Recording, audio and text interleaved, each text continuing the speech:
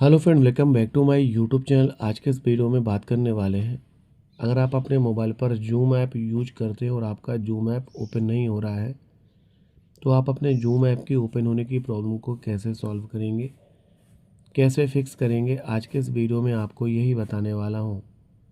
बस आपसे रिक्वेस्ट है, इस वीडियो को पूरा देखें, तभी आप अपने जूम ऐप की ओपन होने की प्रॉब्लम को सॉल्व कर पाएंगे, फिक्स कर पाएंगे।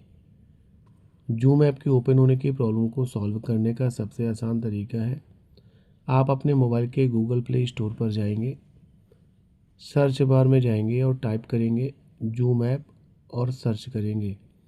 ये रहा जूम ऐप का ऑफिशियल ऐप का। आपको अपने जूम ऐप को सबसे पहले अपडेट में क्लिक करके अपडेट करना है। अपडेट कंप्लीट होने के बाद आप अपने फ़ोन को रीस्टार्ट करेंगे और आपके जूम ऐप की ओपन होने की प्रॉब्लम सॉल्व हो जाएगी, फिक्स हो जाएगी।